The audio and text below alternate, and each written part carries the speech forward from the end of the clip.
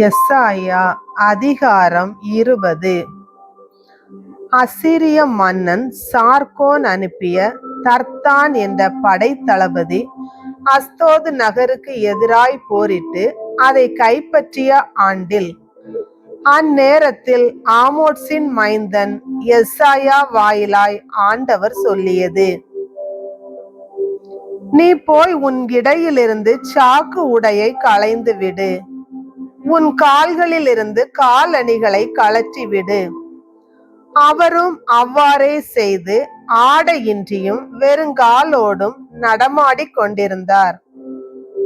ஆண்டவர் கூறினார்: என் ஊழியன் எசாயா ஆடையின்றியும் வெறுங்காலோடும் 3 ஆண்டுகள் நடமாடியது எகிப்துக்கும் எத்தியோப்பியாவுக்கும் எதிரான அடையாளமும் முன்குறியும் ஆகும். அசீரிய மன்னன் எகிப்தியரை சிறைப்பிடித்து எத்தியோப்பியரை நாடு கடத்துவான். அவன் எகிப்தியருக்கு மானக்கேடு உண்டாகும்படி இளைஞரையும் முதியோரையும் ஆடையின்றியும் வெறுங்காலோடும் இருப்பிடம் மூடப்படாமலும் இழுத்து வருவான். அப்பொழுது தாங்கள் நம்பி இருந்த எத்தியோப்பியாவை முன்னிட்டும் பெருமை கொண்டிருந்த எகிப்தை முன்னிட்டும் அவர்கள் வெட்கி திகைப்புறுவர். அந்நாளில் இந்த கடற்கரை நாட்டில் குடியிருப்போர், இதோ யாரிடத்தில் நாம் நம்பிக்கை வைத்திருந்தோமோ, அசீரிய அரசனிடம் இருந்து நாம் விடுவிக்கப்பட உதவி வேண்டியாரை தேடி ஓடினோமோ, அவர்களுக்கு இந்நிலை ஏற்பட்டு விட்டதே, இனி நாம் தப்புவது எவ்வாறு என்பார்கள். எசாயா அதிகாரம் 21. கடலை அடுத்த பாலை நிலம் குறித்த திருவாக்கு. தென்னாட்டிலிருந்து சுழல் காற்றுகள் வீசுவது போல் அச்சம் தரும் நாடான பாலை நிலத்திலிருந்து அழிவு வருகின்றது. கொடியதொரு காட்சி எனக்கு காண்பிக்கப்பட்டது. நம்பிக்கை துரோகி துரோகம் செய்கின்றான், நாசக்காரன் நாசம் செய்கின்றான். ஏலாம் நாடே கிளர்ந்தெழு, மேதியாவே முற்றுகையிடு. அதன் பெருமூச்சிகள் அனைத்துக்கும் முடிவு வர செய்வேன். ஆதலால் என் அடிவயிறு வேதனையால் துடிக்கிறது. பெண்ணின் பேறுகால வேதனைக்கு ஒத்த வேதனைகள் என்னை கவ்விக்கொண்டன. கலக்கமடைந்து செவிடன் போல் ஆனேன், திகைப்புற்று குருடன் போல் ஆனேன். என் மனம் பேதலிக்கிறது, திகில் என்னை ஆட்கொண்டது. நான் நாடிய கருக்கல் வேலை என்னை நடுக்கமுற செய்கிறது. பந்தி தயார் செய்கிறார்கள், கம்பளத்தை விரிக்கிறார்கள், உண்கிறார்கள், குடிக்கிறார்கள். தலைவர்களே எழுங்கள், கேடயத்திற்கு எண்ணெய் பூசுங்கள்.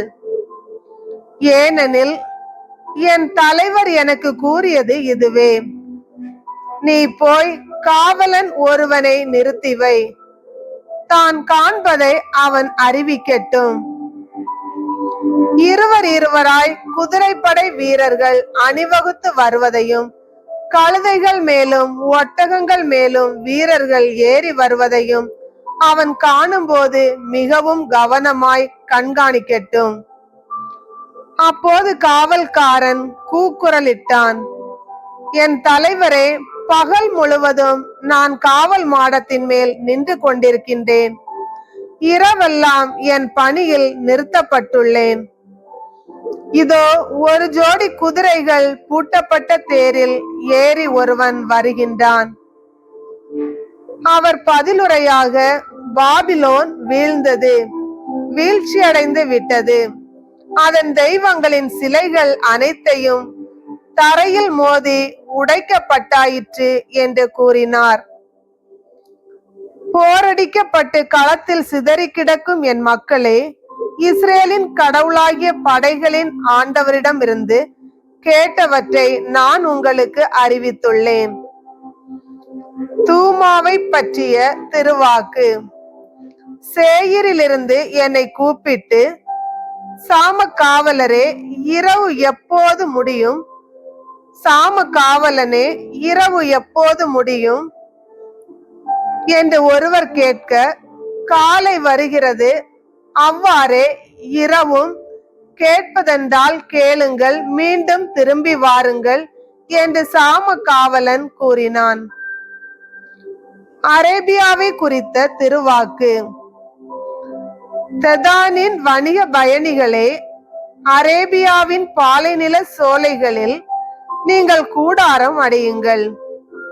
தேமா நாட்டில் குடியிருப்போரே, தாகமுற்றோருக்கு தண்ணி கொண்டு வாருங்கள். அகதிகளை உணவுடன் சென்று சந்தியுங்கள். ஏனெனில் வாள்களுக்கு தப்பி அவர்கள் ஓடுகின்றார்கள். உருவிய வாளுக்கும் நாணேற்றிய வில்லுக்கும் போரின் கடுமைக்கும் அஞ்சி ஓடுகின்றார்கள். என் தலைவர் எனக்கு கூறியது, கூலியால் கணக்கிடுவதற்கு ஒத்த ஓர் ஆண்டிற்குள் கேதாரின் மேன்மை மங்கி போகும். கேதாரின் மக்களுள் வலிமை வாய்ந்த வில் வீரர்களுள் எஞ்சினோர் மிக சிலராகவே இருப்பர். ஏனெனில் இஸ்ரேலின் கடவுளாகிய ஆண்டவரே இதை கூறியுள்ளார்.